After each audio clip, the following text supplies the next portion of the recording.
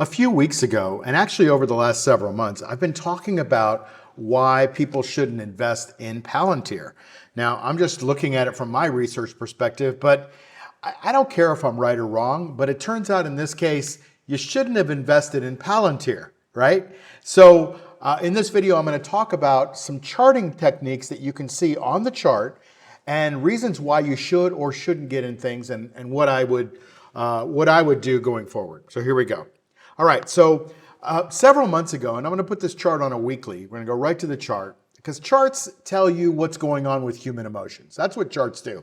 It's not voodoo, it's not tarot cards, it's human emotion. And so if the humans are having emotions, you see it on these charts. So this is a weekly, and let's start with this, right? The company is doing great when it comes to making money, from 6 cents to 25 cents to 41 cents to 63 to $1.29. Like this is the kind of company that you want. But the company and the stock price are two different things, okay? Those of you that have invested in Tesla know what I'm talking about, right? Great company, but the stock doesn't always perform, including today. So here we are on a big day with a big market jump, and I'm looking at Palantir, and it's like one of the only ones on my screen that's down.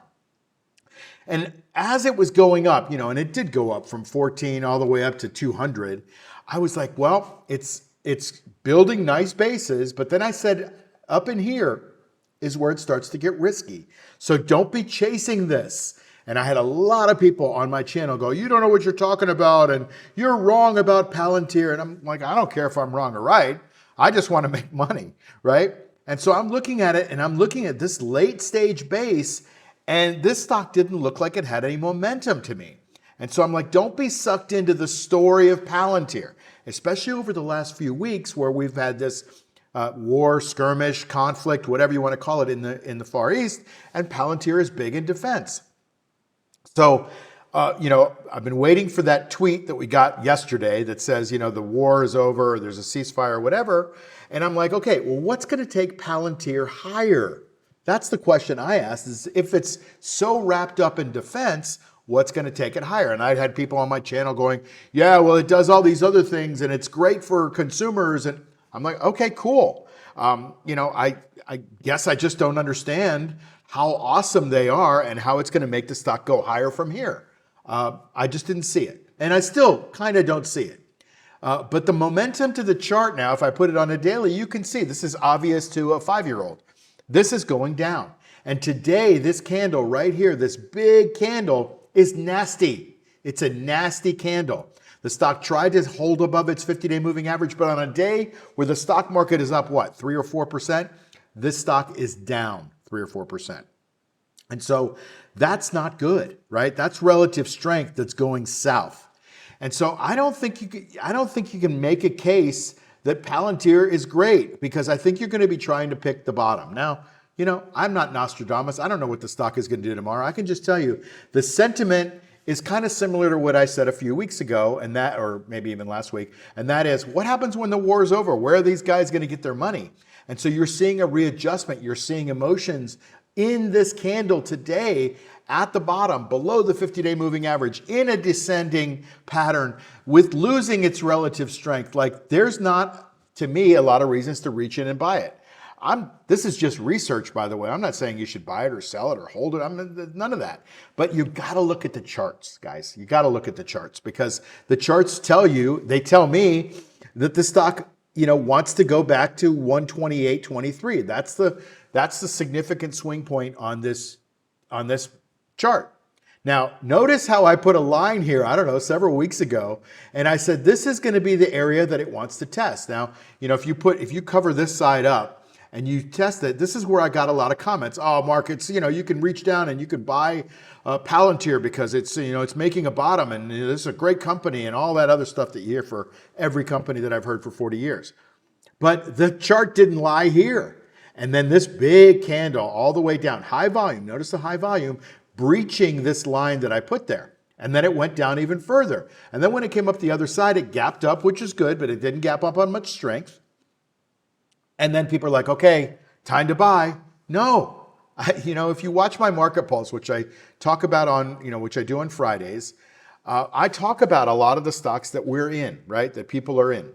And I know you may be trading Palantir and you may be trying to pick the bottom and saying, oh, it's going to go up. It's a good company, all that stuff. And maybe it will. But this stock is showing gap down, all the way down. Didn't quite make it down to this swing point. But to me, I think that's where it's going based on this candle right here. And it closed below the 50. So to me, if you're going to do anything, if anybody's going to do anything, first of all, research it and form your own opinion. This is not investment advice. This is education. But in my book that I just put out a couple months ago called The Short Seller's Edge, available on Amazon, I talk about this fade 50 pattern, right? And that's the stock goes up to the 50, can't hold it, goes down, goes up to the 50, can't hold it, goes down, and went up above the 50. Yeah, great. But it couldn't hold. Look at the volume here. Like there's no conviction. So it couldn't hold it. And now it's bouncing up into the 50 and it can't hold it again. Now, maybe by the end of the day, it'll make me look stupid, but I doubt it, right? And maybe this is the time to get in, but I don't think so. To me, this is the time to flip it and look at maybe a short. So rather than doing Palantir, you guys know what I do. I do covered calls, which means that you get income. Even if the stock goes down, like on Palantir, you could have still made money on the way down. And I talk about in one of my videos, on the way down, you sell deep in the money and you use that intrinsic value to cushion your downside so you don't lose money on the downside. In fact, you make a little bit of juice income on the way down. And the same thing happens when stocks are going up. You make the juice. Now, if you're trying to pick the bottoms and the tops of these stocks, like that's a different game. Like you got to be pretty good at that. You got to be Nostradamus. But I'd rather look at a stock right now that I think is going to be around in 5 years. And to me, yes, you can look at this. A 5-year-old could look at this and go, yeah, it's going down. But I've felt different about Apple for a couple of reasons. On a company basis, they stumbled into AI with their Mac Minis and this OpenClaw thing that's out there. And these Mac Minis and Studios are flying off the shelves. So from a hardware perspective, they're selling more. They're also coming into that summer, which is right before the new iPhone gets released. So usually what's basically happened is the stock has kind of run up into those new iPhone releases. But the chart is different for me on Apple than it was on that other one that I just showed you on Palantir. And so you can look at this. Yes, it had a 288, but then it had a fairly shallow pullback, only a 40-point pullback here. Notice how many times it tested that level. And it tested it yesterday, right? And now it's back up above that. We've got the 821 moving averages moving up. Yes, it's not above the 50. So to me, this goes on a watch list because we're not above the 50 on it, because I like to buy things that are over the 50. And so I look at it, put it on a watch list, and I say, you know what? It's getting ready. Because I think there's going to be one of these days, could be tomorrow, could be today, I doubt today, but tomorrow, that it goes above the 50 on some strength. And I like to buy stocks on strength. I like to buy them over their 50s. And then I like to sell covered calls against those stocks. So let's just take a look at what I would, for your own research, right? Look at what the covered calls would be on that. And so you can look at the 10 days out, right? See, where does it say 10 days? Somewhere. 12 days. 12 days out, which is this date here, the April 20th, they pay you because we sell calls, right? I'm not saying you, I'm saying whoever. They pay the seller the money to hold on to their stock in case they need to sell it at that strike price. So if you know covered calls, you know what I'm talking about. If not, there's a couple other videos on here that go a little bit deeper. But take a look here. The stock right now is at 258.30. One could go out there and look at these 260s. It's not at 260. That's about where the 50-day moving average is. And they will pay the seller of this option this amount. This amount here is the juice. That's the income per share. So if you got 1,000 shares, just multiply it by that number. And you could see for 12 days, that's the income that one would receive by selling a call there, okay? Now, I'm not saying that's the ideal price, but if you do those numbers, and I'm not going to do the numbers for you, if you do the numbers, you can see maybe it's, if somebody owns 1,000 shares of Apple and they're just sitting there, then If you look at it as an income strategy, not as a capital gain strategy, okay? Because everybody on that Palantir was like, no, Palantir is going back up to 200, Mark, you're crazy. Look at it as an income strategy, then it totally changes the game, because whether it goes up, down, or sideways, this amount of money goes to the seller per share. That's the way covered calls work, okay? So there's an idea for you to start research, if you want. This is education, and if you want to learn how to do covered calls, I have a course that's awesome, and you can get the link on that below. But look, I don't really care if you get the course. I want you to learn this because this is a great tool to have in your arsenal, right?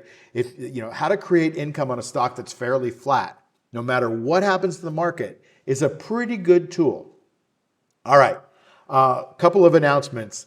I have an event coming up, but it is sold out now. So just wanted to let you know I'm really excited about it. I'm saying this because if you think you want to join me at one of our events, we're probably going to have another one coming up in Florida in 6 months when it gets cold up north. So, you take a look.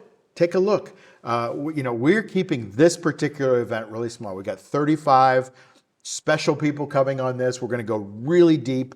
And all that kind of stuff. And we're going to learn covered calls mostly and other strategies as well, but mostly covered calls. We're going to learn how to read stock charts, because if you haven't been reading Palantir's stock chart, and maybe you bought Palantir, you've been getting hurt. And then you're like, well, yeah, Mark, but it'll come back. That's what every investor always says, right? You know what I'm talking about. If you've ever been in a stock, it'll come back.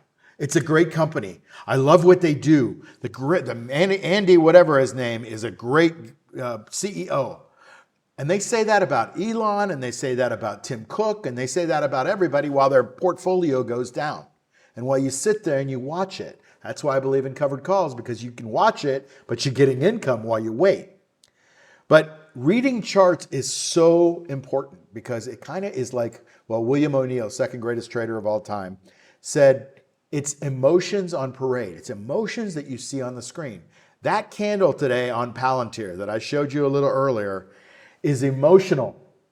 It's down at the bottom of its range. It's back below the 50-day moving average. It's got a little bit higher than average volume. It is not a pretty candle if you're a bull on Palantir. Now you're going to have to sit through what I think is going to be a dip, and you're going to have to decide, can I sit through this? Should I get out of it? You have all these questions in your head, and you got to learn how to read charts so you don't have those questions in your head. You know when it's going down. You don't really know anything in the market, but you know what I mean. Like, this is all about probabilities. Okay, I think I've talked too much on this video. Thanks for joining me, and if you stuck to this, God bless you for sticking it out with me. I hope it's starting to make a little bit of sense. If you're new, if you're old, there's some research ideas for you. I'll see you on the next video. Take care. Bye. Let me ask you something. Are you tired of losing money in the stock market? Are you tired of watching your portfolio go nowhere while the markets swing up and down? Or maybe you handed your hard-earned money to a financial advisor, hoping they'd help you grow it, only to be disappointed by high fees and underwhelming returns? I get it. I've seen it all. And that's exactly why I created the Cashflow Machine Elite course, to put the power back in your hands. This isn't just a theory. This is real, in-depth training on how to generate consistent weekly income from your existing portfolio using covered calls, just like the ones you see in my videos, but at a whole other level. Every week, you could be generating hundreds or even thousands of dollars in premium income, enough to easily pay for this course in a matter of weeks. And more importantly, enough to build a life where your money works for you and not the other way around. Let's be clear, this course isn't for everyone. It's not for people looking to get lucky. But if you got a decent sized portfolio and you're ready to stop hoping and start earning, then you owe it to yourself to invest in the knowledge that can change everything. The Elite course is now open. The results speak for themselves. Click on the link below and let's build your cash flow machine together.